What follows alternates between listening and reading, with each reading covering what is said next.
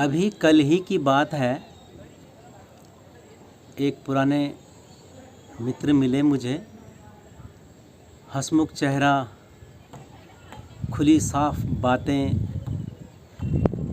काफ़ी उदास, हताश, निराश मुझे लगे। तो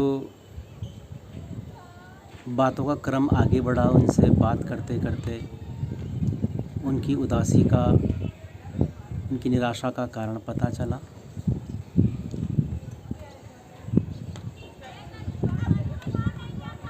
उनकी बात जानकर आप लोगों पर क्या असर पड़ेगा, कितना असर पड़ेगा ये तो पता नहीं, लेकिन मुझ पर बहुत असर पड़ा जब मैंने उस मित्र की बातें सुनी। मित्र का चेहरा ही कुछ अलग हो चुका था। उनके चेहरे पे हमेशा से जो साफ स्वच्छ मुस्कान जो रहती थी वो गायब थी। तो बातों के क्रम पे पता चला कि उनका तलाक हो गया है। मैं सुनकर के आश्चर्यचकित था, क्योंकि जिस तरह के संबंध मैंने उनके और उनकी धर्मपत्नी के देखे हैं, विश्वास करना मुश्किल था कि उनका तलाक हो गया है। क्योंकि जब भी मुझे वो शादी ब्याह या किसी भी जगह पर वो मिलते थे तो मुझे उन दोनों के बीच में बहुत प्यार प्रेम नज़र आता था। इतना प्यार प्रेम नज़र आता था कि मुझे लगता था कि उनकी लव मैरिज हुई है। और मुझे ही नहीं, यह बहुत लोगों को ये प्रश्न रहता था कि क्या उन दोनों ने लव मैरिज की थी। तो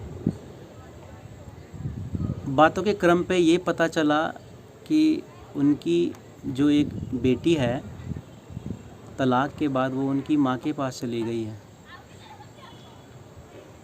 मैंने उस मित्र से पूछा कि क्या तुम अपनी बेटी से मिल सकते हो।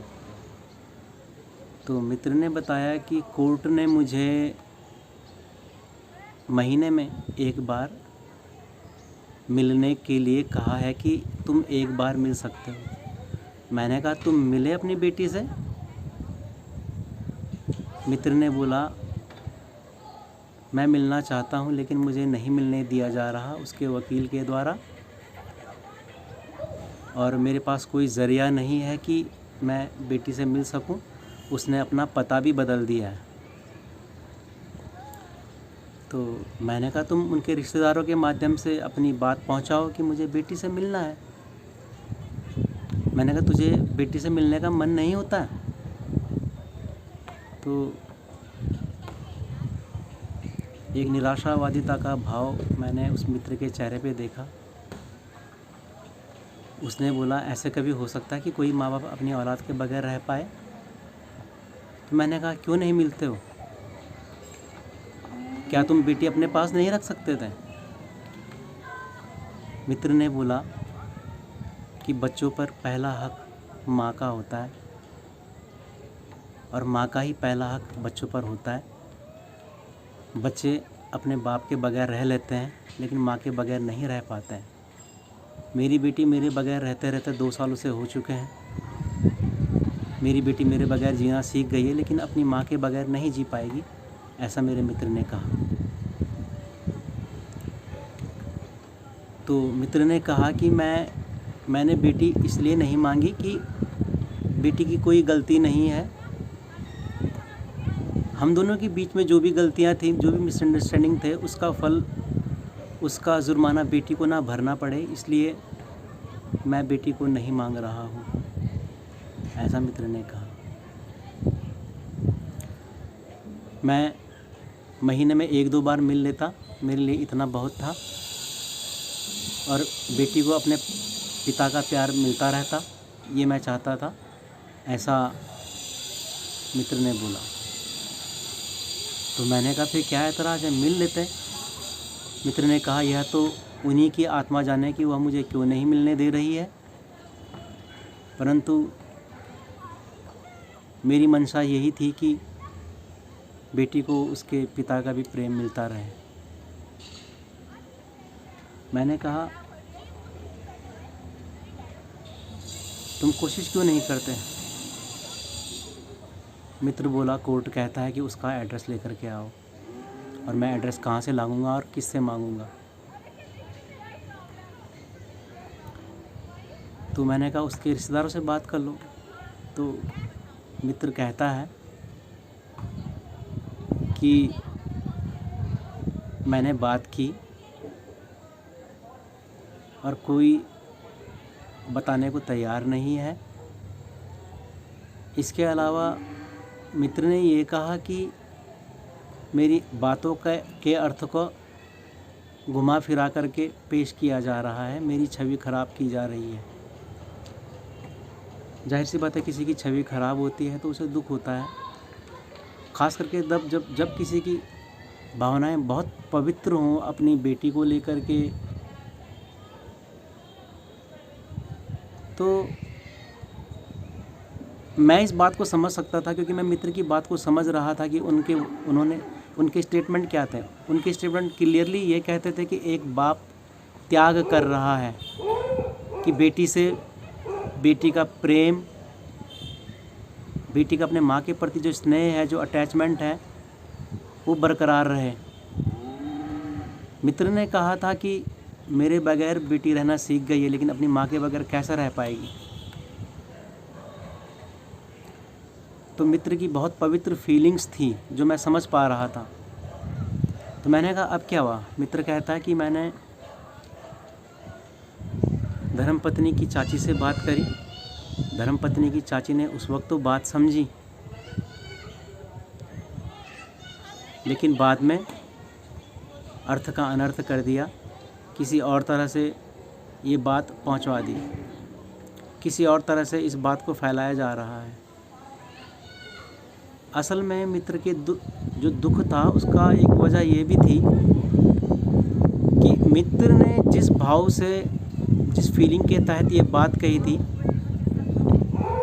उस पर गौर ही नहीं किया गया। उस बात का बहुत गलत मतलब निकाल दिया गया। मित्र की चचेरी सास कहती हैं कि उनकी भतीजी सही थी, गलती उनके इस दामाद यानी कि मित्र की ही थी, क्योंकि वो जो जवाई है वो तो अपनी बेटी को अपने पास रखना ही नहीं चाहता था। देखिए दोस्तों, कितनी दुखद बात है। मित्र ने क्या कहा था? मित्र ने ये कहा था कि वो अपनी बेटी के प्रेम को बेटी से जुदा नहीं करना चाहता है। बेटी कैसे रहेगी अपनी माँ के बगैर?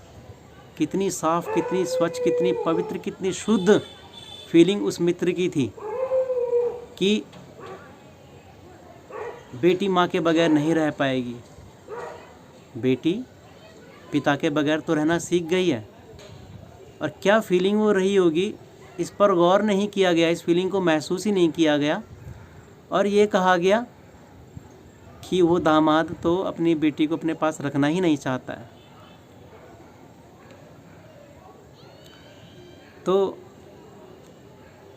मित्र ने कहा कि बेटी अपनी खुशी खुशी मेरे पास आ जाती, या उनकी धर्मपत्नी अगर खुशी खुशी उनकी बेटी को उन्हें दे देती और बेटी को भी आने में कोई प्रॉब्लम नहीं होती, तो मित्र के लिए इससे बड़ी दौलत, इससे बड़ी खुशी और कोई नहीं होती कि उनकी बेटी उनके पास है। परंतु